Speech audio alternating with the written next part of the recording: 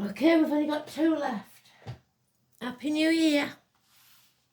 Who's it going to be?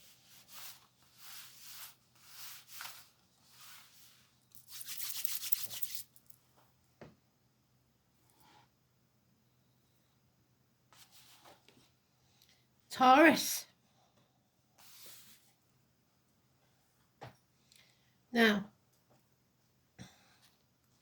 as I've said to everybody else, we have a wheel for the year, as always.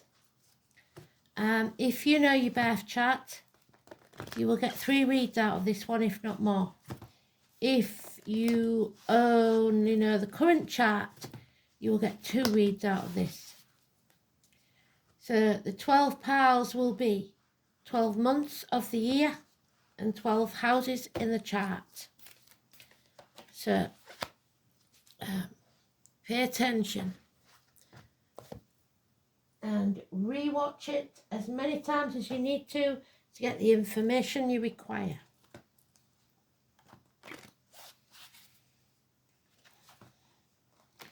It's also can be hours in the day.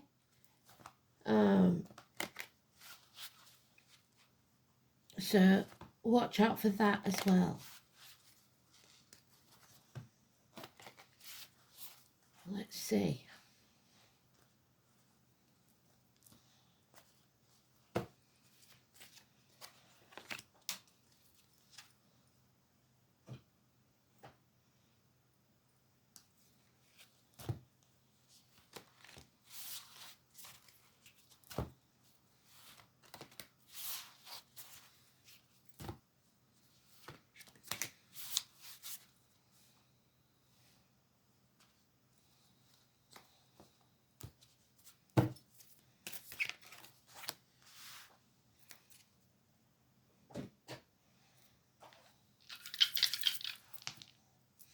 First house of Aries, your North Node, which is your life purpose, and Sagittarius, which is gaining knowledge.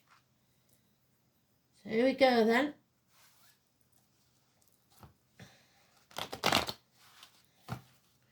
You've just been mentioned in Scorpio's read, and they too had a Sagittarius energy. So, if you know Scorpio, it could be important. Or you have Scorpio in your chart. Here we go. First house of Aries, your house, Taurus, second house, third house, Gemini, fourth house, Cancer, fifth house, Leo, sixth house, Virgo, seventh house, Libra, eighth house, Scorpio, ninth house, Sagittarius, 10th house, Capricorn, 11th, Aquarius, and 12th, Pisces. Lovers left the building, Pisces. Martyrs and victims. Empty cups. No commitment, it seems, to anything or anyone.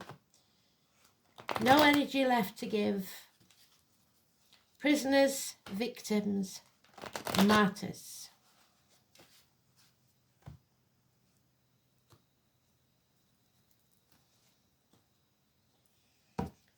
Love is not enough. January, February, March, April, May, June, July, August, September, October, November, December. This is very interesting. So, one door closes, another one opens. The same card, one in reverse and one in upright. So is it enough? Is love enough? Unconditional love without commitment? We'll see. So, January. Oh, you got to see Hecate at the crossroads. You are torn, possibly between 2 lovers, 2 homes, 2 jobs, 2 people, 2 people born in the year of the dog, or 2 dogs could be very important. And number 18, the full moon, which I am unaware of because I haven't got my new moon diary yet. So I'll have to look that up, and so should you. When the new moon and the full moon, she has actually got a waxing moon, or is it a waning moon? The right side one. We've got Venus, abundance, happy as a pig in muck. Those born in the year of the boar. Venus, Taurus again. So you now see the path very, very clearly. It's not going to be easy, but nothing worth having is.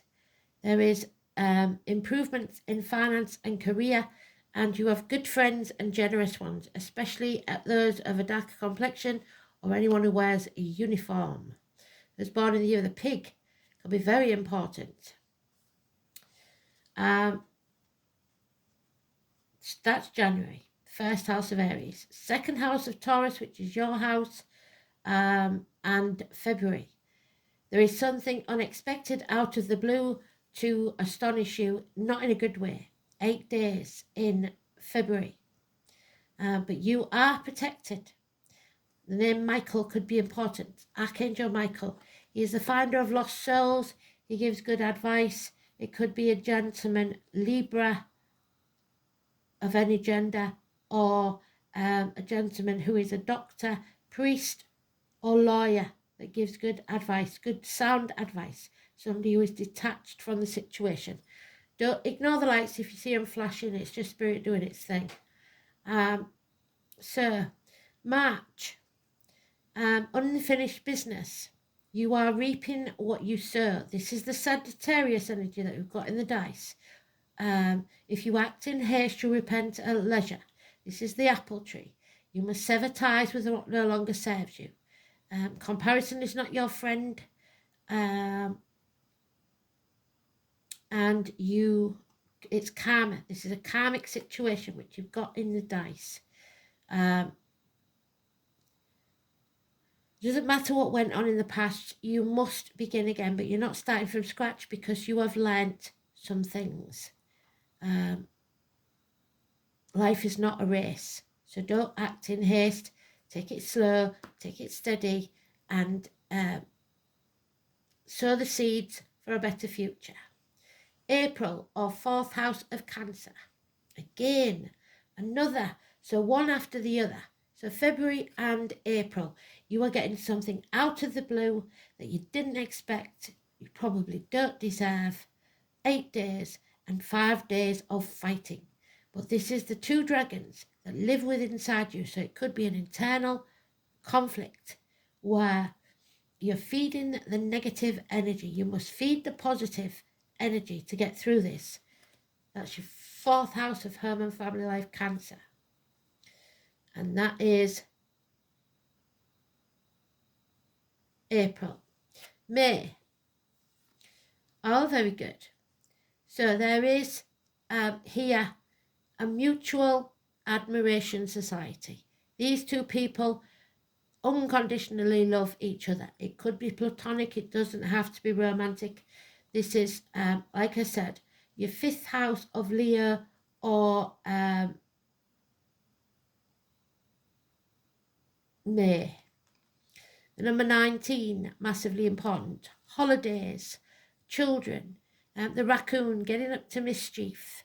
The sun is shining. Something comes to light about a connection.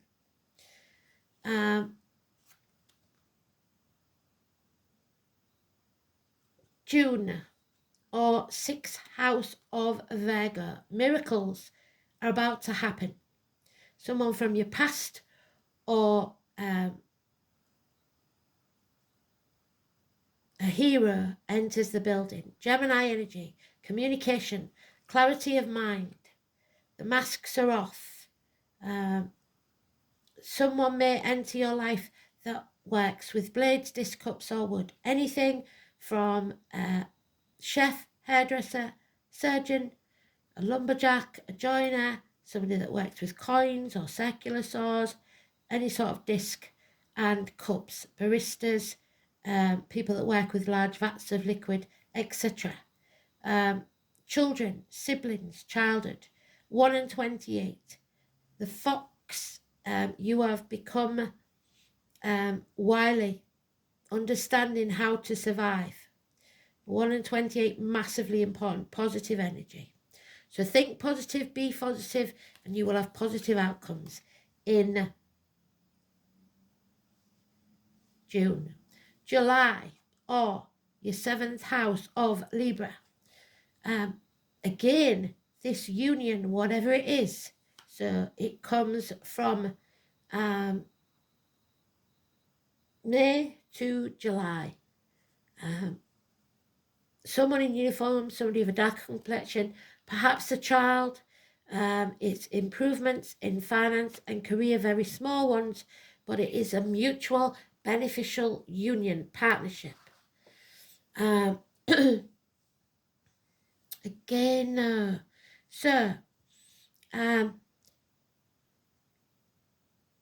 this means you will have to make a decision. You are at crossroads in August, or your 8th house of Scorpio. You're coming home to who you truly are and realizing that the definition of insanity is doing the same thing and expecting a different outcome. You must take the path less traveled, the one that you didn't want to take. I would say from 2 to 9 days in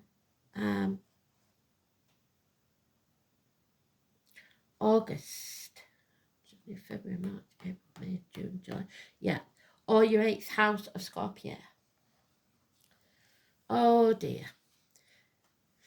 So, for some of you, 9th house, you have learnt your lesson. There you are, in your own. Read. You are now finding your own belief system, finding the key to your beliefs. There has been a toxic relationship or situation, something that you made promises, vows, or signed contracts. Definitely don't sign anything in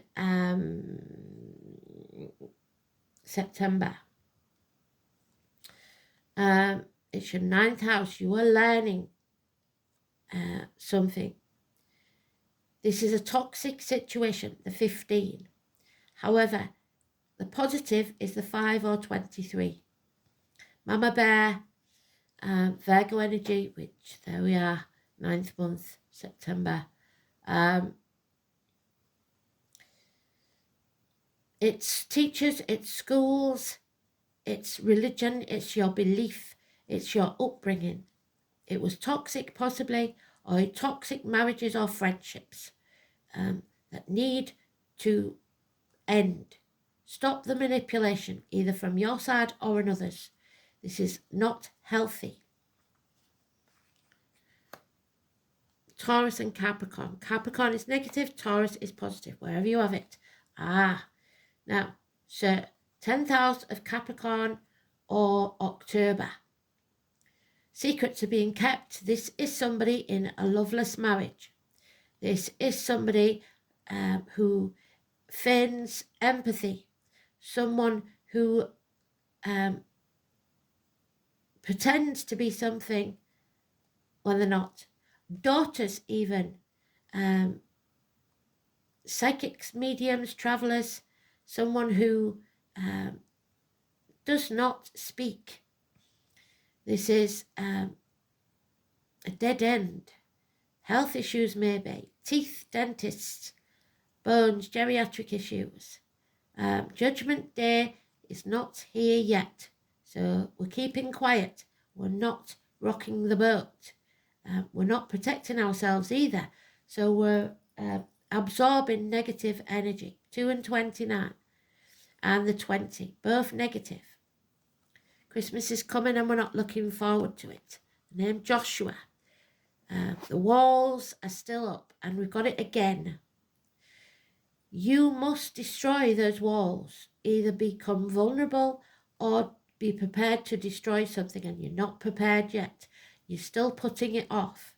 Your wishes and dreams cannot come true until you face the chaos head on, which is the karma. Then there will be hope, healing and freedom.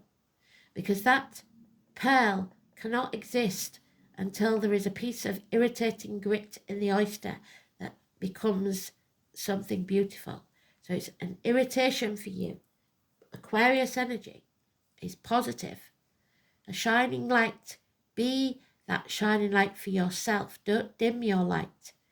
Aquarius 17. Wishes and dreams can come true, but not if you're not prepared to be vulnerable. November. December. There we have it. A change. Something changes for the better. You're following your North Node. That is your North Node, the star, 17. Your life purpose. The number 10. Kings, princes, father figures, bosses, government officials, the emperor, a beneficial authority figure. It could be the main man in your life. Aries energy, 4 or 31, and the number 10. Absolutely beautiful. You end the year on a high, but you must take the change that fate brings you. Possibly a change of partnership, a change of in business or personal, but this change is for the better. 10 or 4 or 31. Aries energy. And it's in your 12th house of Pisces or in December. So what's interesting about this is you've got the first house of Aries. Aries is massively important and positive for you. It's a rebirth that's needed, but you're putting it off in October, November time. So first house then.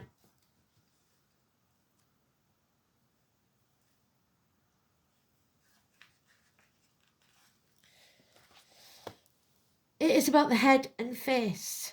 It is about your place of birth, your immediate environment, the colour white, an aha moment, the self, your incarnation, your self-image and your separateness, your individuality, your physical characteristics and personal appearance, your expectations and your environment.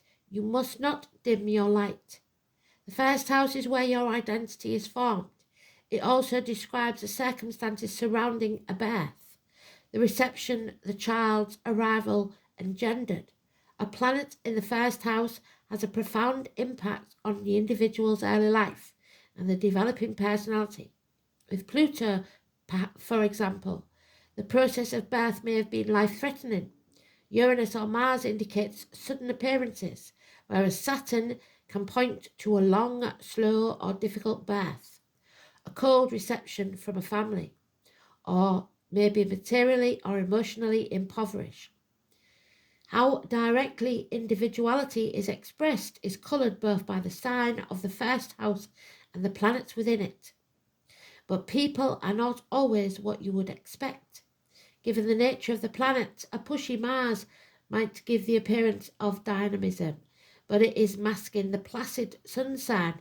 Not much is actually going to get done.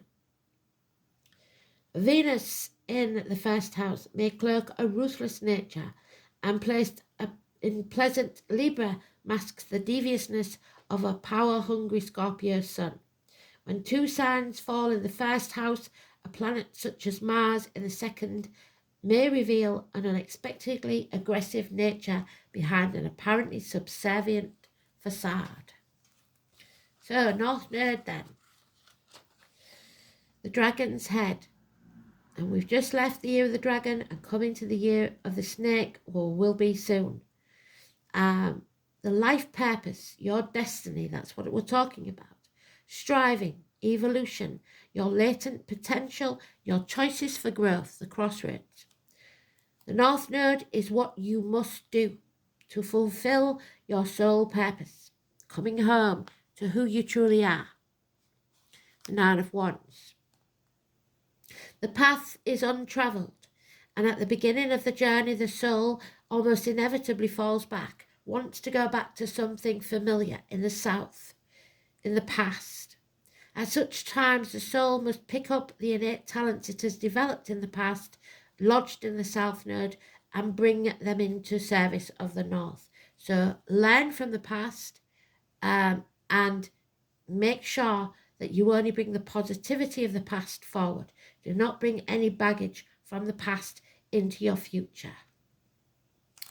So, in Sagittarius, the path of mastering your power. The soul is learning how to use considerable power for the good of all. Your self-esteem, your self-respect must be high. Not egotistical, but you must be sure of yourself.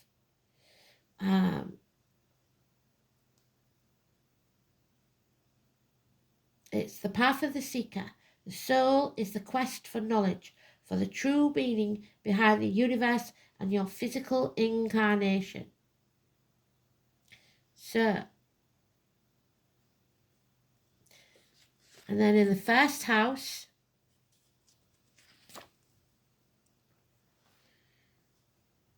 this placement indicates your need to express your individuality, becoming centered around yourself, not self-centered, but knowing yourself, standing in your truth.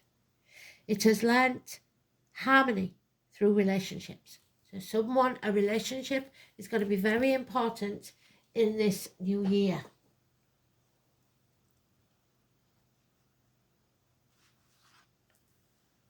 For you, again, Taurus, possessions won or earned. Earned income, your luck, abundance, financial success, both those two cards, strength in the present or near future, I would say by December.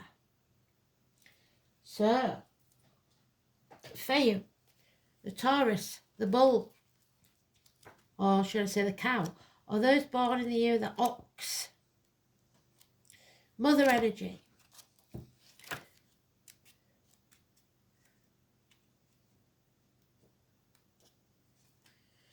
For you, the first house, the first rune. So the number 1, you've got it 3 times. 111.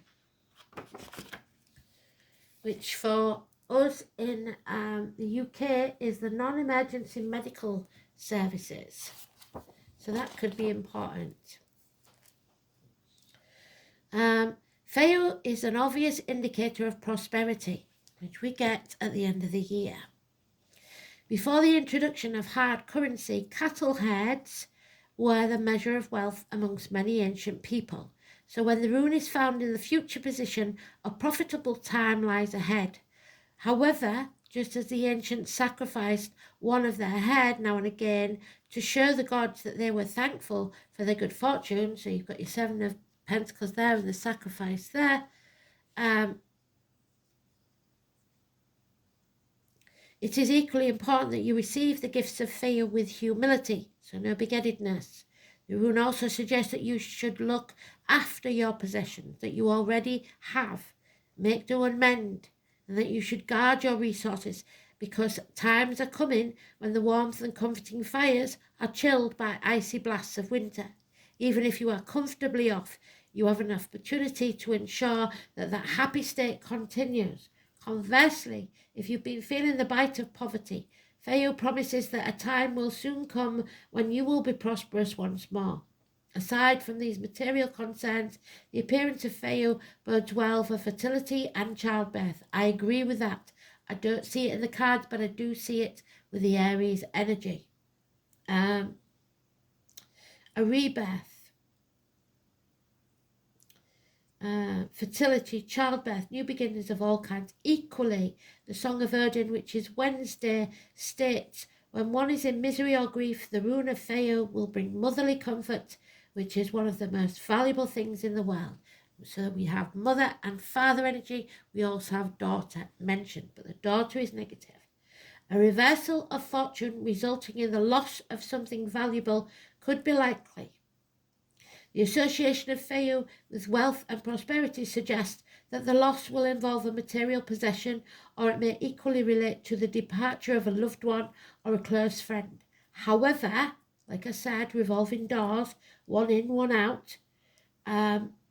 Since the basic nature of Feo is nurturing, the loss will be made up in time, and tradition also states that Feo inverted may refer to problems with conception or fertility in general. So what Spirit is saying is, Don't let them stand in the doorway. They're blocking the traffic. If they want to leave, let them. Something better will come to replace it.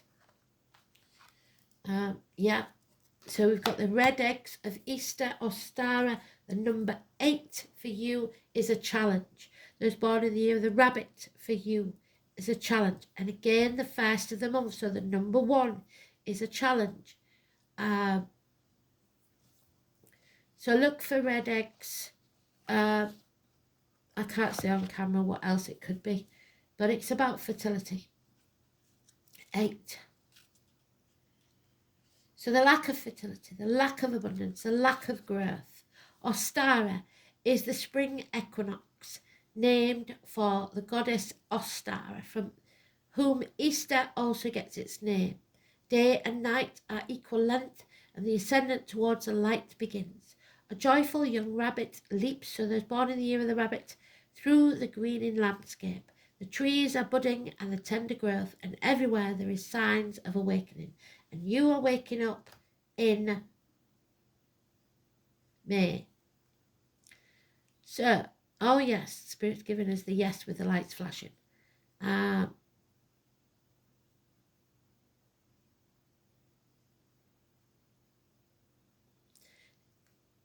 everywhere there is signs of awakening. The red eggs are a symbol of rebirth and eternal life, and are offered as a gift of love.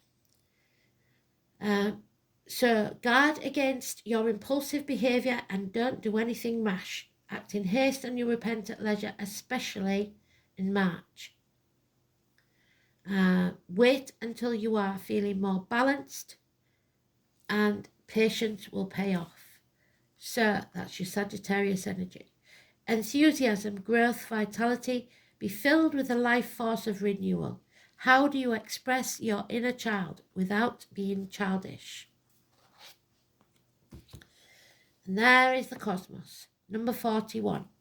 Thankfully, never a challenge. Always there for you. Spirit in all its forms. The collective. The cosmos appears always as an ally and never as a challenge. Creativity in its for all its forms. So come Easter, there may be a new child being conceived or born. This is a sign to place your attention on creative projects because they will be successful. Remember that all life is creative and you're always co-creating with the divine. The cosmos also represents the principle of infinity and the vastness of energetic exchange of consciousness, influencing all living things. It teaches us that every intention we set, in fact, is contagious. You smile, they smile. With the power to influence others. We're entangled at our deepest energetic place, so we can't help but have an effect on the people around us, from an individual level to a global one.